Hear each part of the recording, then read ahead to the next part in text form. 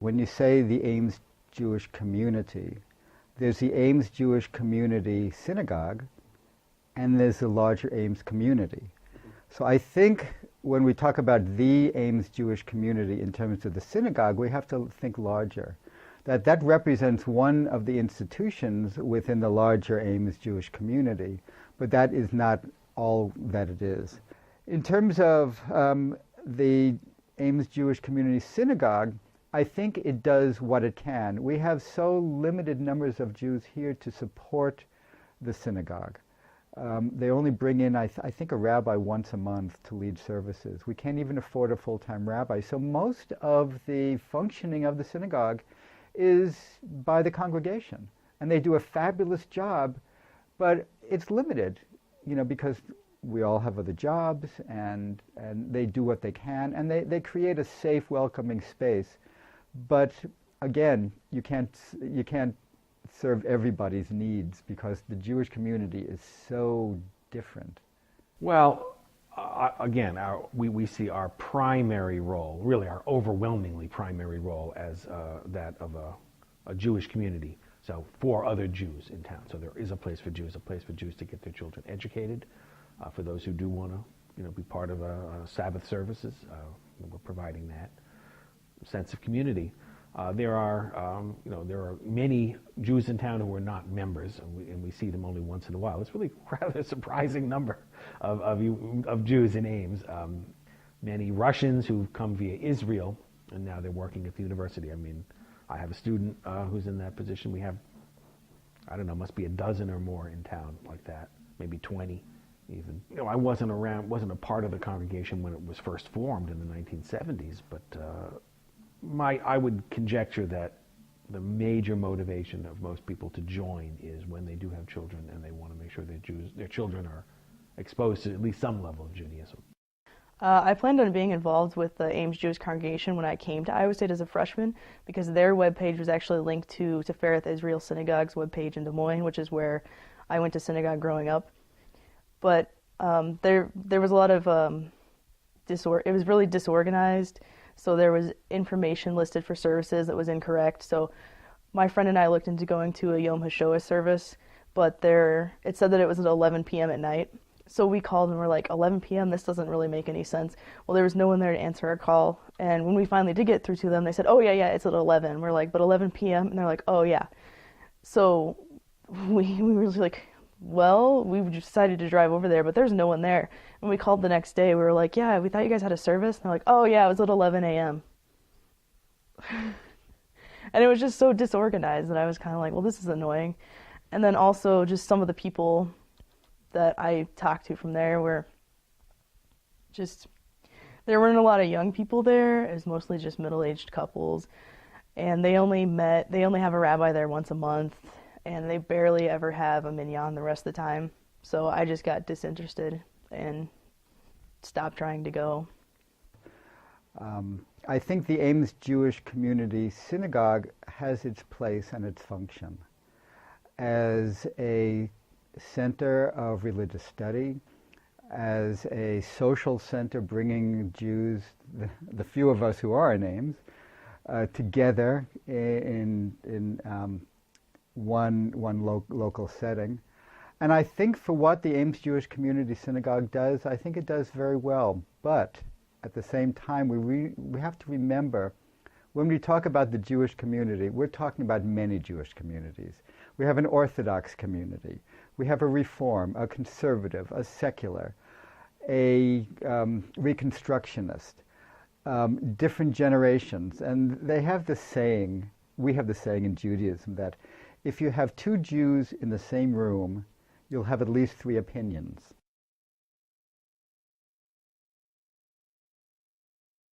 Mostly, we rely.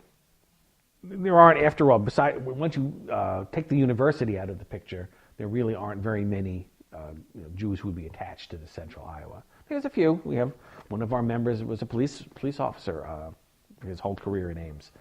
And there's maybe one guy who's a lawyer and one or two others, a couple of doctors. But it's mostly university people. And right now, especially with the university not hiring, we're not getting any new people coming in. Unlike most of the Christian churches, we don't have to compete with anybody for members. I mean, anybody who is Jewish who would like to be part of a Jewish congregation is going to join Ames Jewish Congregation. So we don't need to advertise. We don't really need to get our reputation out very much. I mean, anybody who moves to Ames, if they had any interest in being part, they would say, is there a synagogue in town? And they would find out that, yes, there is. So we haven't really made much effort in that respect. And, because there is still, most of us are aware of that there's a level of anti-Semitism that, exists anywhere in the world. For that reason, we don't really, push ourselves in front of the community too much.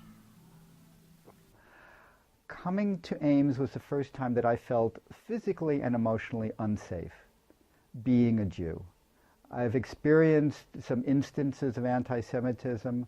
I hear students talk about, don't Jew me down, and, it's like, that's so gay, kind of. I even heard for the first time, that's so Jewish, which I never heard before.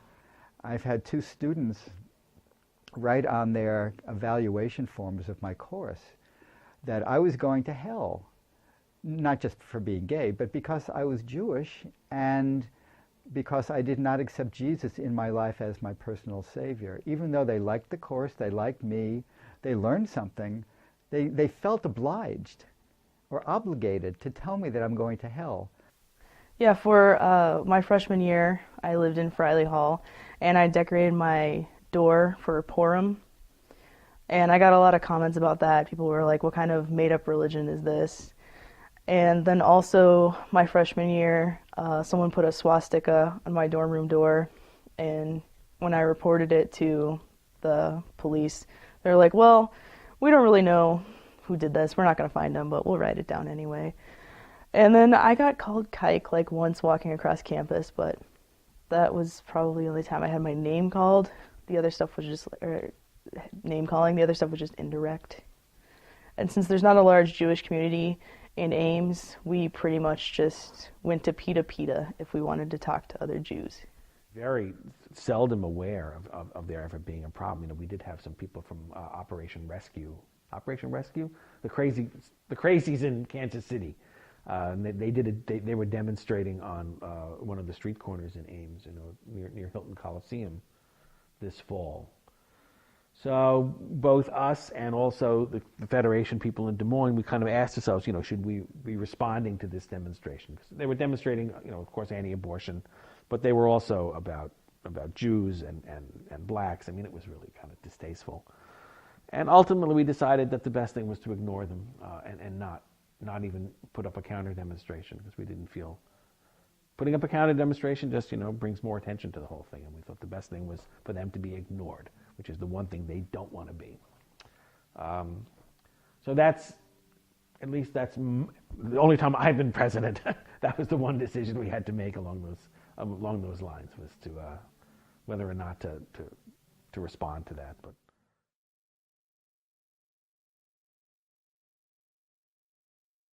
we do a little bit of outreach, a little bit of community service, but we're not able to do too much. We do a few things that are Israel-centric. We do celebrate Israel Independence Day, and we invite the whole community, and they come to that.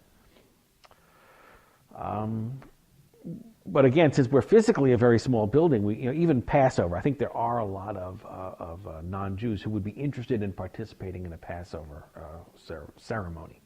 But we just aren't big enough really to do that, so we haven't. Or Hanukkah, they'd like to be part of a Hanukkah party. I don't know exactly why, but we're already full at Hanukkah, so we haven't really gone out of our way to invite the public to be part of this. Well, I, as a Jew, can just be myself. That just to interrupt or give like as we call it, a counter-hegemonic discourse, that challenging some of the basic assumptions that people run on, saying that that's not always the case. In my case, that doesn't hold true.